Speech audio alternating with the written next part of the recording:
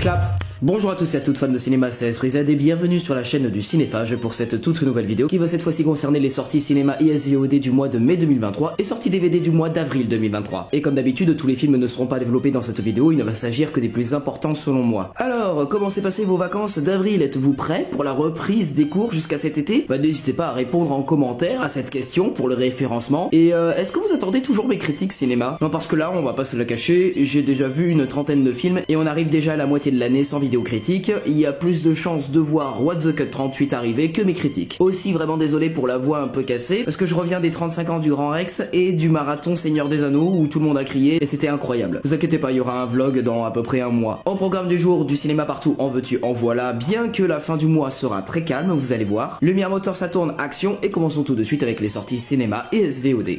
Le 3 mai, je vous propose 8 films importants au cinéma, à commencer par Les Gardiens de la Galaxie, volume 3, le tout nouveau film Marvel et dernier film des Gardiens, réalisé par James Gunn et qui se déroule après les événements des Gardiens de la Galaxie 1 et 2, d'Avengers Infinity War et Endgame, de Thor 4 Love and Thunder et du spécial Disney+, Les Gardiens de la Galaxie Joyeuse Fête. Peter Quill, qui pleure toujours la mort de Gamora, et notre bande de marginaux préférés sont sur le point de vivre une dernière aventure spatiale où ils vont devoir combattre à nouveau Aisha, la prêtresse des souverains. Ils vont également faire face au créateur de Rocket, le maître de l'évolution, qui veut le récupérer à tout prix, mais aussi face à Adam Warlock, la création surpuissante d'Aisha, jouée par Will Poulter. Et donc au casting, on retrouvera Chris Pratt alias Star-Lord, Zoe Saldana alias Gamora, qui jouera la Gamora de 2014 qui a survécu à la bataille finale d'Endgame en rejoignant le camp des Avengers, Dave Bautista alias Drax, Sean Gunn alias Kraglin, Karen Gillian alias Nebula, Pom Klementieff alias Mantis, Vin Diesel alias Groot, Bradley Cooper alias Rocket et Maria Bakalova alias Cosmo, le chien des gardiens qu'on découvre dans le spécial Noël. Ensuite, Showing Up, une comédie dramatique présentée au Festival de Cannes 2022 par la réalisatrice de First Cow, et avec au casting Michelle Williams, nommée à l'Oscar de la meilleure actrice pour The Fabelmans, Hong Cho nommé à l'Oscar du meilleur second rôle féminin pour The Whale, et Judd Hirsch nommé à l'Oscar du meilleur second rôle masculin pour The Fabelmans. Voilà de très belles étoiles. Et du coup, ce film va être le portrait d'une sculptrice avant le vernissage de son exposition et dont le chaos de sa vie est une source d'inspiration. Puis nous aurons pour l'honneur une comédie française avec Olivier Marchal, Mathieu Madenian et Philippe Desquen, et c'est par le réalisateur de Papy Sitter, et J'adore ce que vous faites.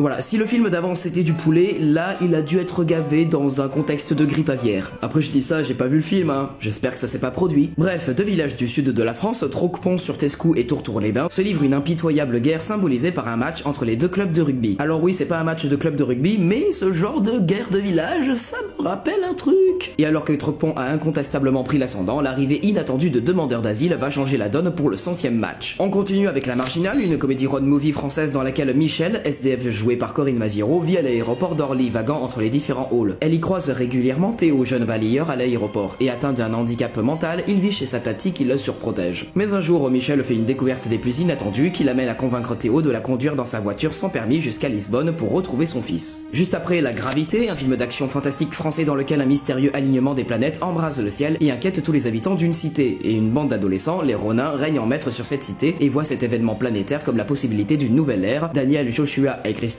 trois amis d'enfance que le deal et la prison ont séparés, vont devoir alors s'unir pour affronter ce gang. Poursuivons avec Un an, une nuit, un drame franco-espagnol de 2h10 avec Noémie Merlan est présenté au Festival de Berlin 2022. Le film va se dérouler le soir des attentats du 13 novembre 2015. Ramon et Céline, un jeune couple, assistent au concert du Bataclan. Ils échappent à l'attaque terroriste mais ne parviennent pas à reprendre une vie normale, et tandis que Céline cherche désespérément à oublier cette nuit cauchemardesque, Ramon se passe inlassablement les événements dans sa tête comme pour trouver un sens à l'horreur, et pourtant ils doivent désormais affronter la même question que le film Revoir Paris avait déjà traité l'année dernière et qui a valu un César de la meilleure actrice à Virginie Efira. On t'aime. Dans la foulée, nous aurons Nos Cérémonies, un drame fantastique français présenté à la Semaine internationale de la critique au Festival de Cannes 2022. Le film commence à Royan en 2011 et alors que l'été étire ses jours brûlants, deux jeunes frères, Tony et Noé, jouent au jeu de la mort et du hasard, jusqu'à l'accident qui changera leur vie à jamais. 10 ans plus tard et désormais jeunes adultes, ils retournent à Royan et recroisent la route de Cassandre, leur amour d'enfance. Mais les frères cachent depuis tout ce temps un secret. Un secret que je ne vous révélerai pas si le film vous intéresse. Et ouais, je suis d'une humeur gentille aujourd'hui. Non mais...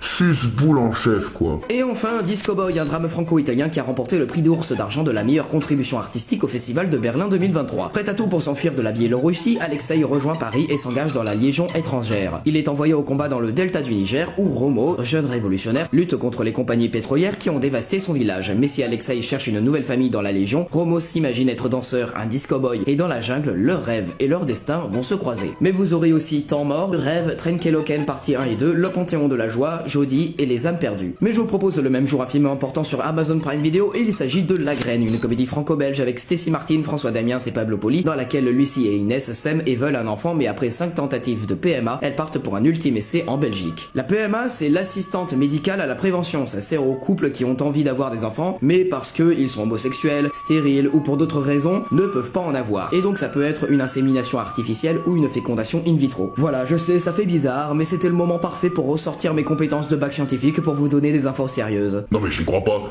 Il a perdu tous ses abonnés ou quoi? Il espère pouvoir rallier tous les publics à sa chaîne? Non, je fais juste de la prévention, un petit rappel, c'est jamais de trop. Tu sais, moi je pense que tu devrais seulement parler que de ce que tu connais vraiment. Si Macron parlait de ce qu'il connaissait vraiment, on n'aurait jamais eu d'allocution pendant le Covid, et d'ailleurs il serait resté muet pendant ses 2 mandats. Le 5 mai, je vous propose 2 films importants sur 2 plateformes de streaming différentes. Tout d'abord sur Amazon Prime Video avec Jolie Désastre, une comédie dramatique et romantique par le réalisateur de After chapitre 2. Oh God. Abby est une jeune fille sage, mais quand elle fait la rencontre de Travis, un dragueur invétéré, sa vie bascule. Travis et Abby font un pari. Si le jeune homme perd, il devra s'abstenir de relations sexuelles durant 1 mois, et si Abby perd, elle devra vivre avec Travis durant 1 mois. Vous pouvez pas nous pondre de bons films romantiques avec un scénario original ou quoi? Faire. Oh putain, j'ai failli te tirer dessus, connard. Quoi? Mais pourquoi? Non mais excuse, j'ai vraiment cru que t'allais me dire quoi couper. Et puis sur Paramount Plus, avec L'un de nous doit mourir, un thriller mexicain dans lequel 7 personnes sont kidnappées, ligotées et se réveillent soudain éparpillées dans le salon d'un manoir. Et un grand bruit provenant de 2 haut-parleurs les fait sursauter et les avertit qu'ils font maintenant partie d'un jeu. Les participants au jeu doivent suivre 4 règles. 1. Ils doivent choisir l'un d'entre eux pour mourir. 2. S'ils ne le font pas, ils seront tous tués. 3. Personne ne pourra se porter volontaire pour mourir. 4. L'élu doit accepter son sort. Une horloge de 60 minutes est activée et le compte à rebours commence. Tout en essayant de comprendre pourquoi ils sont là et qui est derrière leur enlèvement, les 7 participants doivent essayer de survivre à tout prix. Le 10 mai, je vous propose 7 films importants au cinéma, à commencer par Jeanne du Barry, le nouveau drame historique et romantique signé May Wen après Police, Mon Roi et ADN. Jeanne Vaubernier, fille du peuple avide de s'élever socialement, met à profit ses charmes pour sortir de sa condition. Son amant, le comte du Barry, qui s'enrichit largement grâce aux galanteries lucratives de Jeanne, souhaite la présenter au roi. Il organise alors la rencontre via l'entremise de l'influent duc de Richelieu. Celle-ci dépasse ses attentes entre Louis XV et Jeanne, c'est le coup de foudre. Et avec la courtisane, le roi retrouve le goût de vivre à tel point qu'il ne peut plus se passer d'elle et décide d'en faire sa favorite officielle. Et c'est le scandale puisque personne ne veut d'une fille des rues à la cour. Et on aura un assez gros casting pour ce film controversé. May Wen, Johnny Depp, Benjamin Laverne, Pierre Richard, Noémie Vlovsky, India Air, Melville Foupeau et Mika Lesko. Attends,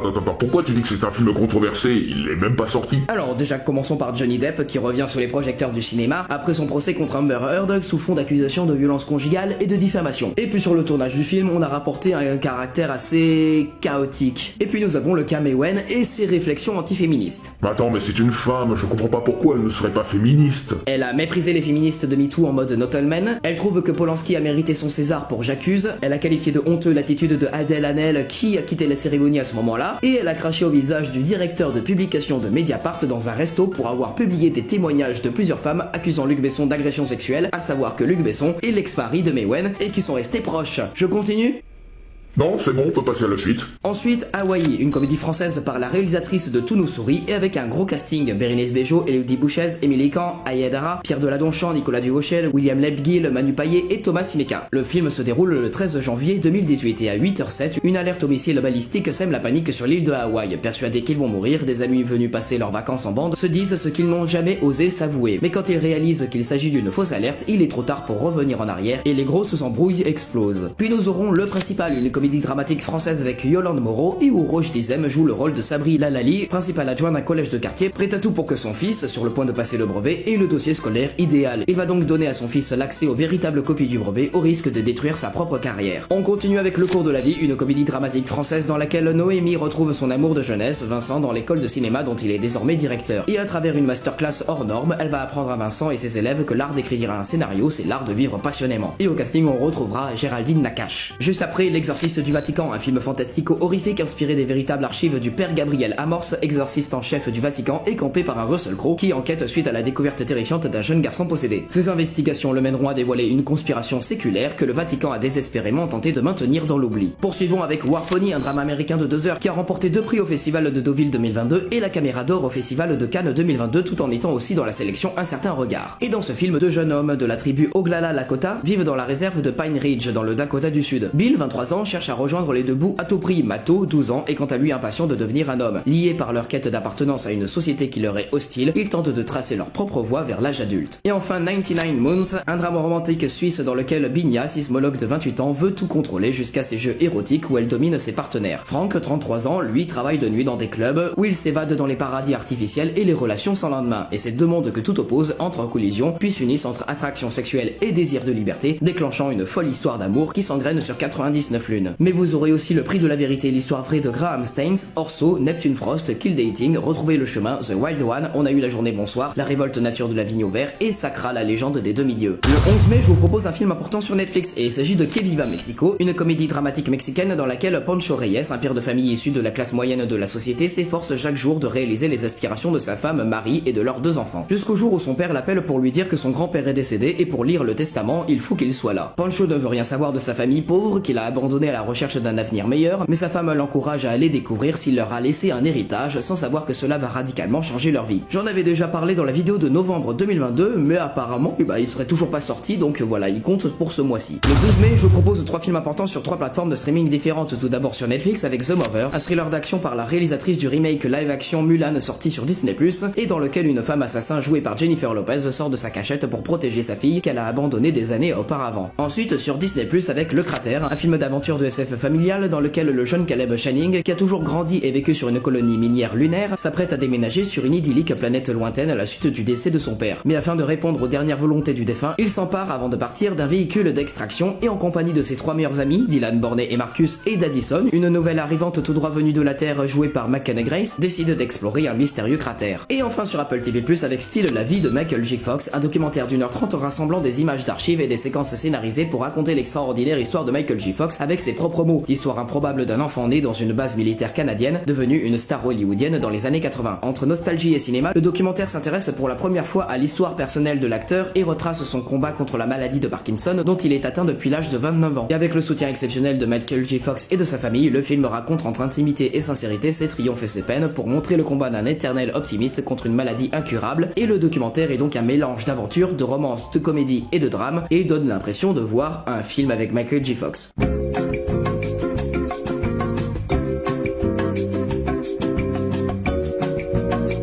Le 16 mai, je vous propose un film sur Netflix et il s'agit de Celle que vous croyez connaître, Anna Nicole Smith, un documentaire de 2 heures sur la starlette Anna Nicole Smith avec des images inédites de l'emblématique mannequin de Playboy et des jean guess avant sa mort tragique à l'âge de 39 ans en 2007. Le 17 mai, je vous propose 4 films importants au cinéma, à commencer par Fast and Furious 10, la suite de la saga d'action avec cet avant-dernier film où Dom Toretto va devoir faire face à Jason Momoa dans le rôle de Dante qui s'avère être le fils de Hernan Reyes, le baron de la drogue brésilienne et méchant du 5e film qui est mort d'une balle dans la tête par The Rock. Assoiffé de vengeance, cela fait donc 12 ans que Dante échafaude un plan pour débusquer et traquer Dom aux 4 coins du monde, de Los Angeles aux catacombes de Rome, du Brésil à Londres et de l'Antarctique au Portugal, dans le but de décimer la famille sponsor par Corona. Et alors préparez-vous parce que dans ce film réalisé par Louis Terrier, on va ramener du monde. Vin Diesel alias Dom, Michelle Rodriguez alias Letty, Tyrese Gibson alias Roman, Ludacris alias Tej, Nathalie Emmanuel alias Ramsey, Jordana Brewster alias Mia, Sung Kang alias Anne qu'ils ont ressuscité dans le 9e film, John Cena alias Jacob, le méchant frère de Dom du 9e film qui finit par devenir gentil, Charlize Theron alias Cipher qui est la méchante qu'on a depuis le 8e film, Jason Statham alias Descartes Shaw qui était le méchant du 7e mais qui est devenu gentil depuis le 8e. Il semblerait qu'on n'aura pas Kurt Russell dans le rôle de Monsieur Personne, mais on aura sa fille Tess jouée par Brie Larson, et on a une nouvelle jouée par Daniela Melchior alias Ratcatcher 2 dans The Suicide Squad. Et Dwayne Johnson ne remplit pas à nouveau à cause des différends qu'il a avec Vin Diesel,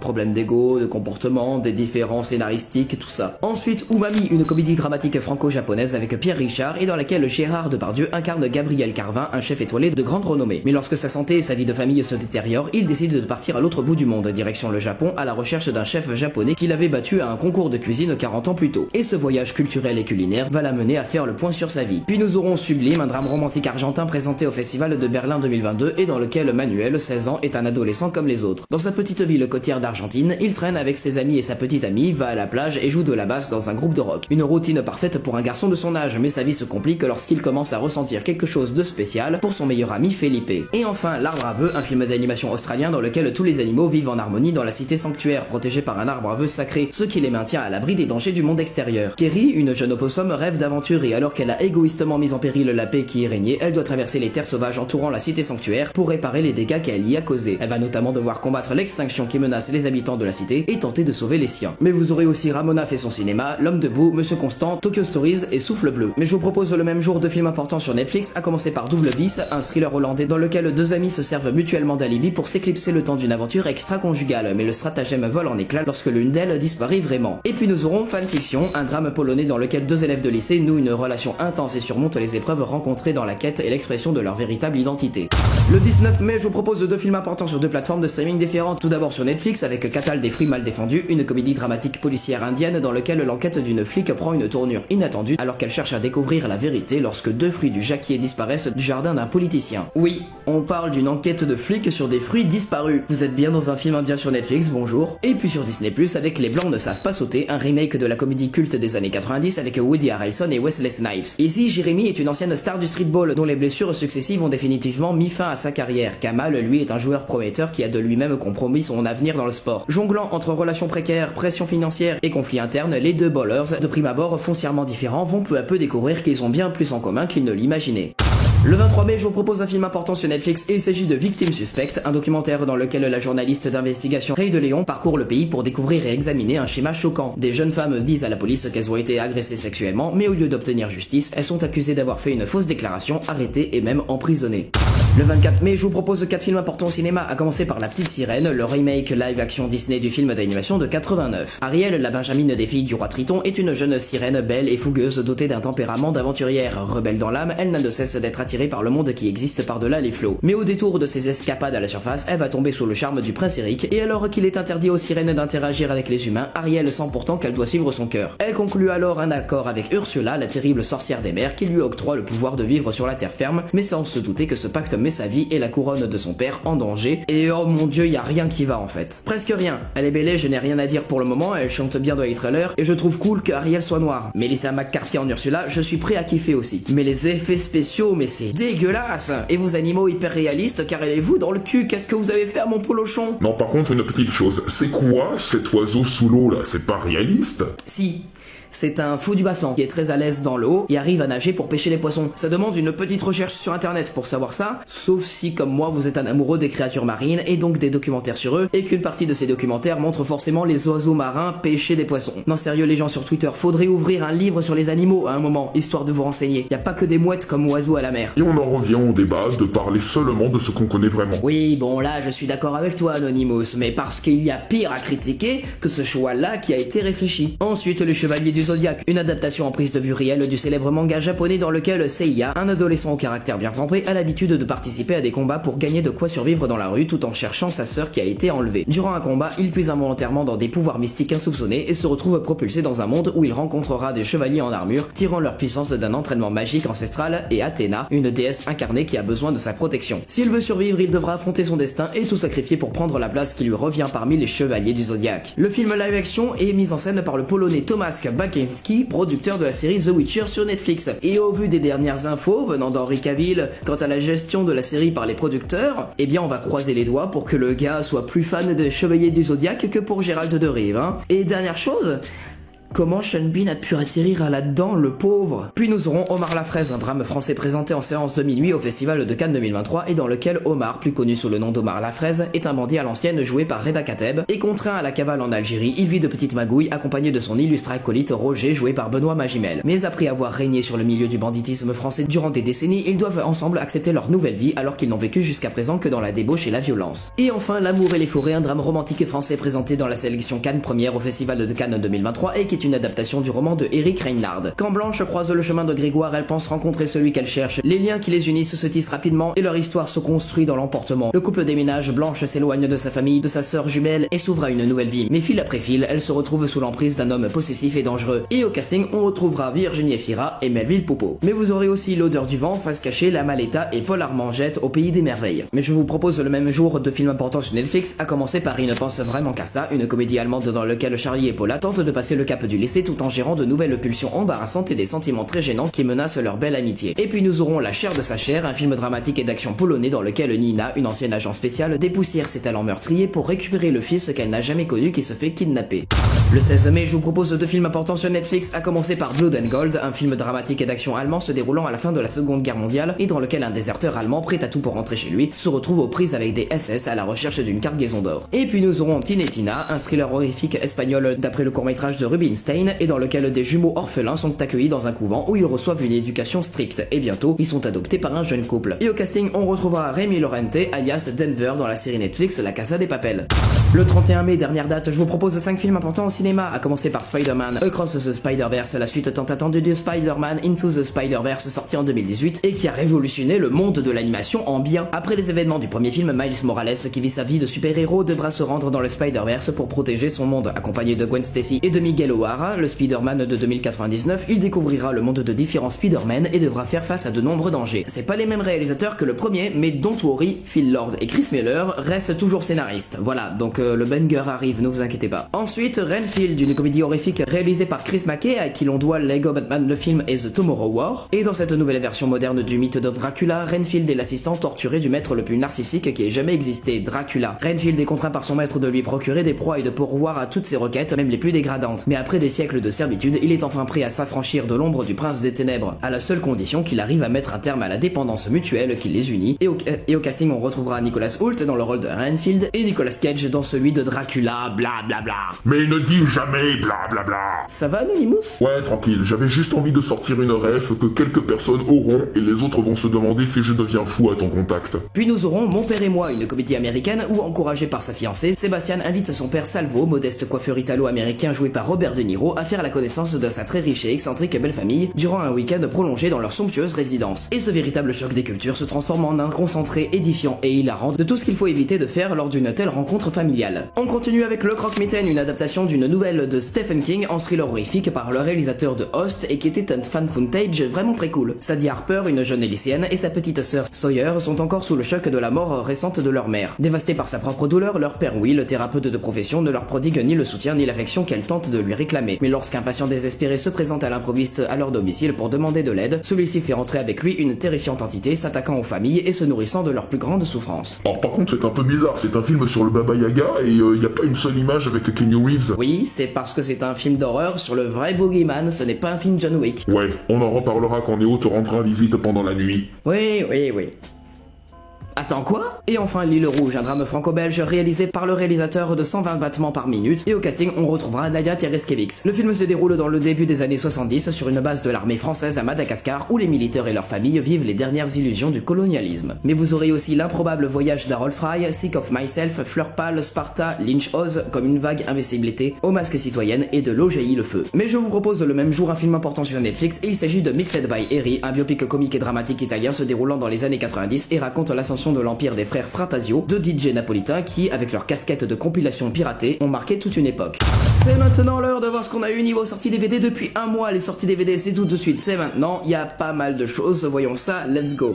Quels sont les films qui sont sortis durant le mois d'avril 2023 en DVD? La comédie dramatique française Les Pires, nommée 2 fois au César 2023 et qui a remporté le prix du meilleur film au Festival d'Angoulême 2022. Le drame judiciaire français Saint-Omer d'Alice Diop qui a remporté le Lion d'Argent du meilleur premier film à la Mostra de Venise 2022 et le César 2023 du meilleur premier film. Le drame romantique pakistanais Joyland qui a remporté le prix du jury dans la sélection Un certain regard au Festival de Cannes 2022. La comédie dramatique française Annie Colère avec Laure Calamy et India Air est présentée au Festival d'Angoulême 2022. Le drame franco-luxembourgeois Arca qui a remporté le prix de la meilleure performance masculine dans la sélection Un certain regard du Festival de Cannes 2022. La comédie dramatique germano-autrichienne Rimini présentée au Festival de Berlin 2022. La comédie française Fumer fait tousser de Quentin Dupieux avec Gilles Lelouch, Vincent Lacoste, Jean-Pascal Zadi, Anaïs de Moutier, Oulaya Mamra, David Marseille, Grégoire Ludig, Adèle Exarchopoulos, Benoît Poelvoorde, Doria Tillier, Jérôme Niel, Blanche Gardin, Raphaël Quenard, Anthony Sonigo et Alain Chabat nommés au César 2023 des meilleurs effets visuels et présentés en séance de minuit au Festival de Cannes 2022. La comédie familiale d'action Base secrète avec Owen Wilson, Jesse Williams et Michael Peña disponible aussi sur Paramount+.